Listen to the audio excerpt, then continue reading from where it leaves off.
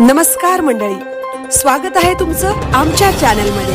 आवाज महामुंबईचा, शोध बातमीचा, कौल मनाचा। चला तर मग आमचे चॅनल लाईक करा, शेअर करा आणि सबस्क्राइब करा। धन्यवाद।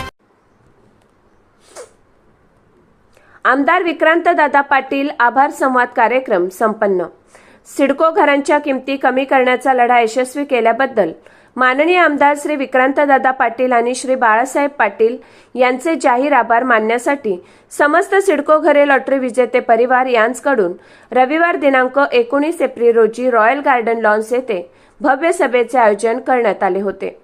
यावेळी मंचावर आमदार विक्रांतदादा पाटील, भाजपा नेते बाळासाहेब पाटील, नगरसेवक समीर कदम, तानाजी खंडागळे, विजय थोरात, अरुण खर्जे, महेश शेघर, अक्षय जाधव, अमोल डिकले, दीपक तांदळे, विकास कारंडे, आर्या कारणुसकर, नगरसेविका स्नेहल पाटील ढमाले, मोहिनी विक्रांत पाटील आदी मान्यवर उपस्थित होते। उपस्थित सर्वांनी हा लढा कठीण होता, कोणी पाठीशी राहण्यास तयार नव्हते, मात्र या संघर्षाच्या प्रसंगी बाळासाहेब पाटील आणि आमदार विक्रांतदादा पाटील खंबीरपणे उभे राहून लढा यशस्वी केला। दादा, आम्ही तुमचे आभार मानित नाही, तर आम्हाला तुमच्या ऋणात सदैव राहायचे आहे, असे भावनिक उद्गार अनेकांनी काढले। रात्रीचे 2 ते 3 वाजेपर्यंत जागून या लढ्यासाठी कागदपत्रांची पूर्तता केली। सत्ताधारी पक्षाचे आमदार असून विक्रांतदादा यांनी नागपूर अधिवेशनात सिडको विरुद्ध आंदोलन केले। दादा, तुम्ही विधानसभेचे आमदार आणि मंत्री झाल्याचे पाहायचे आहे, असे मंचावरील अनेकांनी भाषणात उद्गार काढले। मी सोन्याचा चमचा घेऊन जन्माला आलो नाही, मला गरिबीची, सर्वसामान्य माणसाची जाण आहे। या विषयाचा अभ्यास केला आणि मुख्यमंत्री देवेंद्र फडणवीस यांच्याकडून पाठिंबा मिळाला आणि शेवटी सिडको घरे लॉटरी विजेत्यांना न्याय मिळाला। घरांचे 10% रक्कम कमी झाली। 4 लाख ते 10 लाख रुपये इतकी रक्कम कमी करण्यात येणार असून त्याचा फायदा 67,000 जणांना होणार आहे। अंदाजे 500 कोटी रुपये सिडको घरे लॉटरी विजेत्यांना मिळणार आहे, अशी माहिती आमदार विक्रांतदादा पाटील यांनी दिली। बाळासाहेब पाटील यांनी सांगितले की मी सुरुवातीला पनवेलमध्ये भाड्याच्या खोलीत राहायचो। त्यावेळच्या शेकाप, शिवसेना, काँग्रेस पक्षापुढे भाजपा नगण्य पक्ष होता, मात्र अविश्रांत मेहनत घेऊन पक्षाला मजबूत स्थितीत नेले आणि हे करत असताना प्रामाणिकपणा दाखवला। अंगावर एकही डाग लागला नाही। जनतेसाठी दिवसाचे 18 तास काम केले। जनतेच्या सर्व लढ्यात जनतेसोबत ठामपणे उभे राहू, असेही त्यांनी सांगितले। यावेळी खारकोपर, तळोजा, कळंबोली आदी परिसरातील हजारो सिडको घरे लॉटरी विजेते उपस्थित राहून त्यांनी आमदार विक्रांतदादा पाटील आणि बाळासाहेब पाटील यांचा सन्मान केला। कार्यक्रमाचे सुरेख सूत्रसंचालन हरीश मोकल यांनी त्यांच्या उत्कृष्ट शैलीत केले। आवाज महामुंबईचा चॅनलसाठी मिलिंद खारपाटील, पनवेल। इथे येणारा प्रत्येक नागरिक हा महाराष्ट्राच्या कानाकोपऱ्यातून आलाय।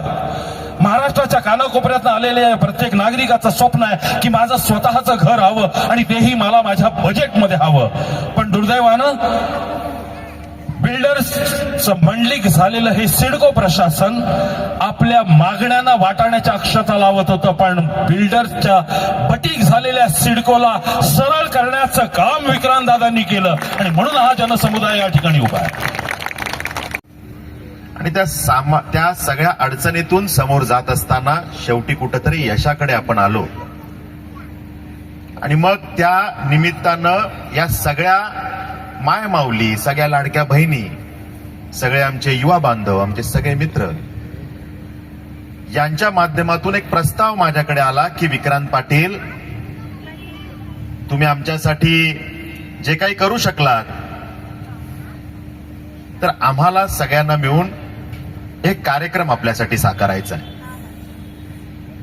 मी म्हटलं कसला कार्यक्रम, कारण आपल्या प्रश्नांना यश मिळवण्यासाठी आपण यशस्वी प्रयत्न केला। त्या आभाराच्या माध्यमातून आमच्या सगळ्या बांधवांना हे कळलं पाहिजे की विक्रांत पाटील नावाचा हा आमदार हा केवळ आमदार नसून आमच्या परिवारातला एक सदस्य आहे आणि त्यामुळे संवादाचा हा कार्यक्रम आम्हाला आपल्यासाठी ठेवायचा आणि त्यामुळे आजच्या ह्या कार्यक्रमाचा घाट खरं तर आपण सगळ्यांनी घातलेला आहे। खरं तर आपल्या भावना या ठिकाणी नोडचे प्रत्येक जण प्रातिनिधिक स्वरूपात मांडत होते। अजून एका अशा विषयाच्या माध्यमातून झाली की जो विषय आपल्या स्वप्नांशी जुडलेला होता आणि त्यामुळे त्या स्वप्नांशी जुडलेल्या विषयाला न्याय मिळवून देण्यासाठी आपण सगळ्यांनी मिळून प्रयत्न केले, त्यात यश आपल्याला मिळालं आणि त्यामुळे आता मात्र यापुढे आपल्या जीवनामध्ये सगळं अक्षय राहो, सगळं वाढत जावो, आपली भरभराट होत राहो, हीच आजच्या मंगलदिनी मी मनोकामना करतो. खरं तर माझ्या पसंतीचं सिडकोचं घर ऐकायला खूप छान वाटतं, तुम्हालाही त्यावेळेला खूप छान वाटलं, म्हणून आपण अंगावर घेऊन विधान भवनाच्या त्या दरवाजाच्या आत मी त्या ठिकाणी एंट्री केली. खरं तर त्या ठिकाणी मला अडवण्याचा प्रयत्न झाला की हे आपण करू नका, हे सांगण्याचा प्रयत्न झाला, पण मी हे सांगितलं की हे मी करतोय हे आमच्या सरकारला गालबोट लावणाऱ्या अधिकाऱ्यांच्या विरोधात करतोय आणि मला हे करावंच लागेल, कारण मला माझ्या नागरिकांना न्याय मिळवून द्यायचा आहे. आणि मी त्यांचं काहीही न जुमानता त्या ठिकाणी विधान भवनाच्या त्या प्रिमायसेस मध्ये प्रवेश केला. मीडियाने त्या विषयाला कव्हर केलं. त्या ठिकाणी मला विचारलं की आपण आपल्या सरकारच्या विरोधात हे आंदोलन करताय का.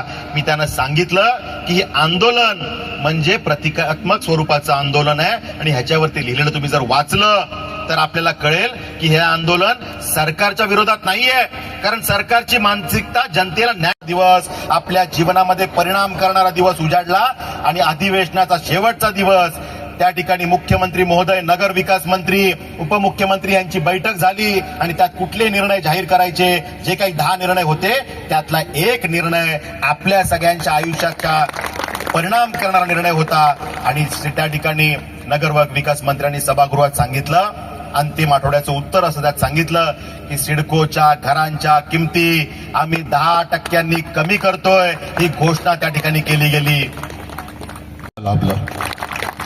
तो विषय नसता आला तर तुमच्यासारखे माणसांपर्यंत आम्ही पोहोचू शकलो नसतो. आणि खऱ्या अर्थानं एक ताकद कोण कुठून आलाय. मी सुद्धा साताऱ्यावरून आलोय, मी सुद्धा कराडवरून आलोय. त्यामुळे तुम्ही कुठून आला, कोकणातून आला, कोण मराठवाड्यातून आला, कोण विदर्भातून आला आणि कुठल्या कानाकोपऱ्यातून, जळगाव, धुळे, नागपूर, देशाच्या कानाकोपऱ्यातून, ह्या देशाच्या कानाकोपऱ्यात आलेले सगळेजण कुठल्या ना कुठल्या माध्यमातून आपल्याला भेटायचं होतं. पण मगाशी सांगितलं तांदळजींनी, अरुण एक 4-5 लोक अरुण माझ्याकडे घेऊन आला.